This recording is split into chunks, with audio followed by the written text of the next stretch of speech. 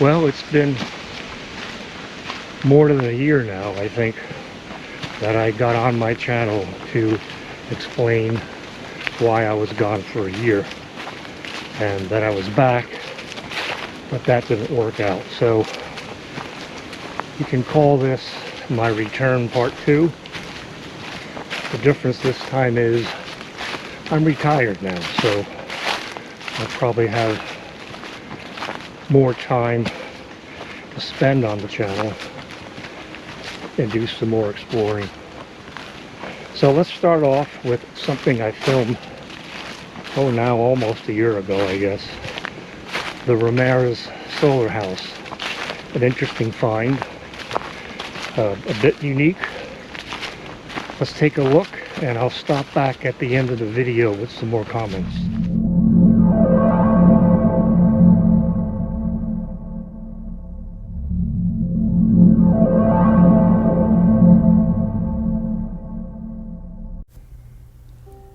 A few years ago, I began spending time studying and traveling around the Old Mine Road area in Warren County, New Jersey, an area with rich history that seems to have no end. But on the other side of the Delaware River, in Pennsylvania, there are other fading stories which are equally intriguing, although much more difficult to research. A couple of years ago, I visited Raminskill Falls in Milford, Pennsylvania. It's billed as the tallest waterfall in the state of Pennsylvania at 178 feet. While riding around the area along Raminskill Road, I became curious about a gated yet seemingly unused gravel driveway and made a mental note to look that area up on Google Maps later on. Sure enough, that rarely used driveway led to a structure known as the Ramirez Solar House. But as I researched further, I found the history of this location to run back further than I thought it would.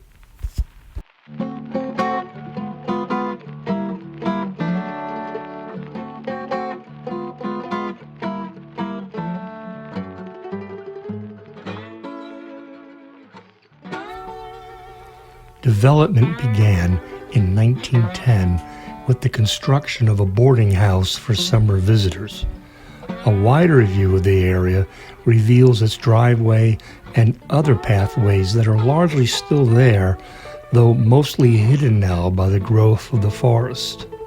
A stone pergola, seen here, also still stands today.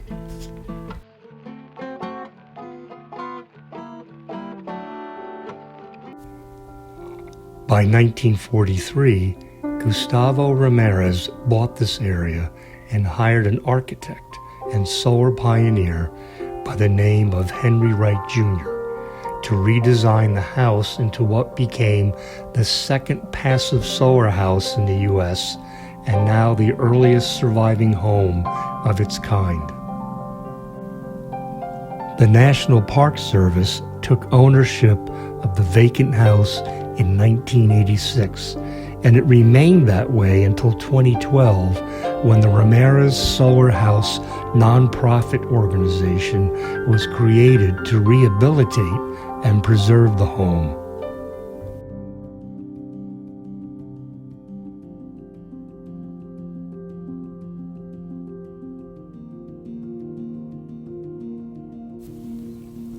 The walk along the straight driveway isn't too long to get to the main house. You'll first come across the aforementioned stone pergola. It's unknown by me what this spot was used for, perhaps outdoor dining or just a place to sit and socialize.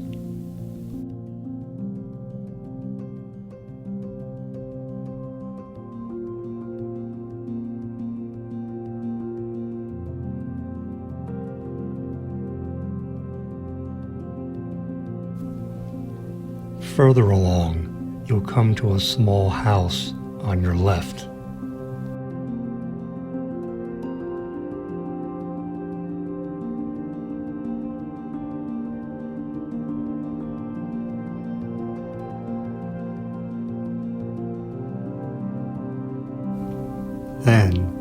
the main house, complete with an alarm system and lights turned on, which makes you feel like you're approaching an occupied home. The last tour date I could find was from 2022, but it's clear this area is actively maintained still today and should be respected by hikers.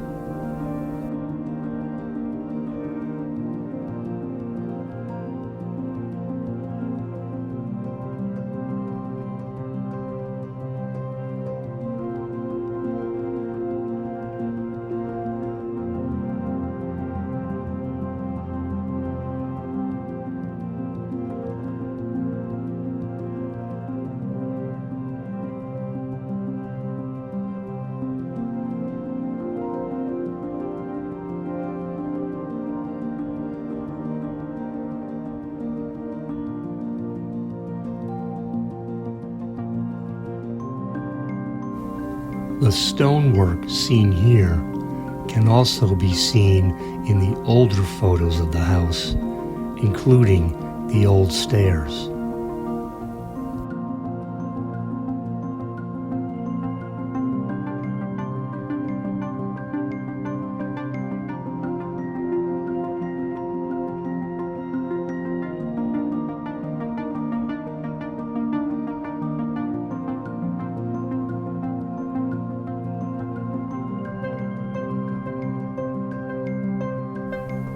This looped pathway, as seen in this photo earlier, was the way out I chose, which is mostly intact, though surrounded by trees today.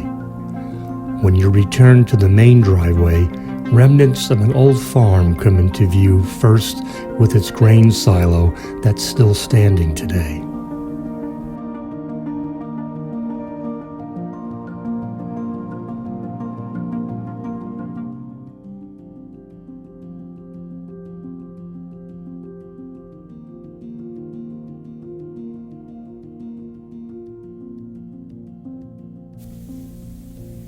When leaving the area, Raymond Skill Road leads down to 209, and in the corner there's an area without trees, gravel pathways from vehicles. There's a brook that goes by, and an old bridge still intact. In this 1959 aerial photograph, we still see Raymond Skill Road and 209, and there's a structure in that open area, and we can see the road that leads to the bridge heading out towards Route 209. Here's the bridge as it looks today.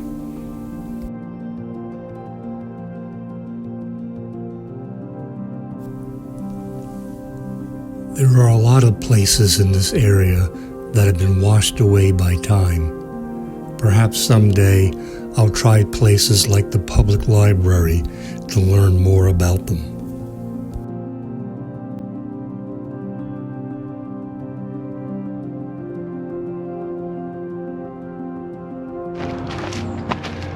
So as mentioned, this place is alive and well with alarm system, electricity turned on, actively being maintained. This is definitely a place to take pictures and leave footprints only, unlike some of the abandoned places I've visited on this channel where you may want to explore the inside.